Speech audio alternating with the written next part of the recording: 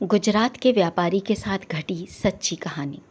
अपने बच्चे के मन को समझने वाली माता और बच्चे के भविष्य को संवारने के लिए जी जान लगाने वाले पिता, यही दो संबंध दुनिया के सबसे महान संबंध हैं।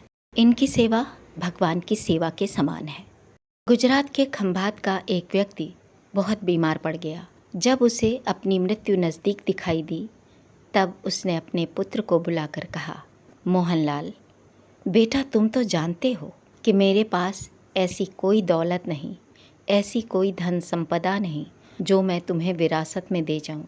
लेकिन मैंने सारी ज़िंदगी ईमानदारी और सच्चाई के रास्ते पर चलकर ही काम किए हैं।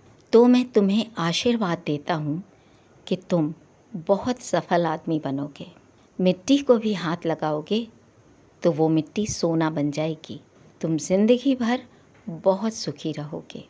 मोहनलाल ने सिर झुकाकर पिताजी के पैर छुए और पिता ने पुत्र के सिर पर ममता से आशीर्वाद का हाथ फेरते हुए संतोषपूर्वक प्राण त्याग दिए। अब घर की सारी जिम्मेदारी मोहनलाल के सिर पर आ गई। उसने एक छोटी सी ठेला गाड़ी लेकर काम शुरू किया। कुछ ही दिनों में काम बढ़ने लगा। अब उसने एक दुकान ले ली। धीरे धीरे उसका काम इतना बढ़ गया कि नगर के जाने माने संपन्न लोगों में उसकी गिनती की जाने लगी। मोहनलाल अच्छी तरह से जानता था कि ये सब उसके पिता के आशीर्वाद का ही फल है। वो जिससे भी मिलता सबसे अपने पिता की बात बताता। वो कहता कि मेरे पिता ने जीवन भर दुख उठाया पर धैर्य नहीं छोड़ा, ईमानदारी और सच्चाई से मुंह नहीं मोड़ा, इसीलिए उनके आशीर्वाद सब फलीभूत हुए और मैं बहुत सुखी हूँ। एक दिन जब वो किसी से ये बात कह रहा था तो उसने कहा कि जब तुम्हारे पिता में इतना बल था तो वो खुद क्यों नहीं सुखी और संपन्न हुए। मोहनलाल ने कहा कि भाई, मैं अपने पिता की ताकत की नहीं, उनके आशीर्वाद की ताकत की बात कर रहा हूँ। मोहनलाल अपने पिता के आशीर्वाद की इतनी चर्चा करता कि लोगों ने उसका नाम ही पिता का आशीर्वाद रख दिया था। कई वर्ष बीत गए। मोहनलाल कुछ भी करता उसे लाभ ही लाभ होता। तो एक दिन उसने सोचा कि एक बार मैं नुकसान का भी अनुभव करके देखूं। उसने अपने एक जानने वाले से पूछा कि मैं ऐसा कौन सा काम करूं जिसमें मुझे नुकसान हो। उस व्यक्ति ने सोचा कि इसे अपनी धन संपत्ति का कुछ ज़्यादा ही घमंड हो गया है। इसे मैं कुछ ऐसा धंधा बताऊं कि इसको खूब ज़्यादा नुकसान हो। तो वो बोला कि तुम भारत में लौंग खरीदो और अफ्रीका के जंजीबार में जाकर बेचो। मोहनलाल को उसकी बात ठीक लगी, क्योंकि जंजीबार में तो उसे 100% नुकसान ही होना था, क्योंकि वो तो लौंग का ही देश है। वहाँ से लौंग लाकर लोग यहाँ 10-15 गुना ज़्यादा भाव पर बेचते हैं, तो भला जंजीबार में लौंग कौन खरीदेगा। नुकसान का अनुभव करने के लिए मोहनलाल लौंग खरीदकर जहाज़ में भरकर अफ्रीका के जंजीबार द्वीप पहुंचा।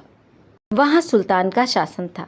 मोहनलाल जहाज़ से उतरकर रेतीले रास्ते से पैदल ही व्यापारियों से मिलने के लिए चल पड़ा।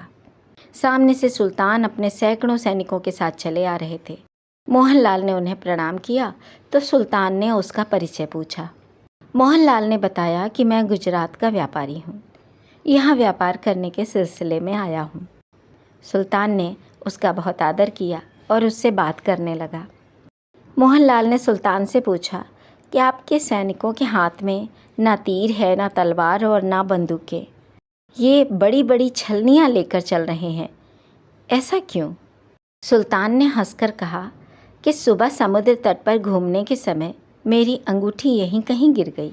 ये मेरे सैनिक छलनियों से रेत को छानेंगे और अंगूठी की तलाश करेंगे। मोहनलाल ने कहा कि अंगूठी बहुत बेशकीमती होगी।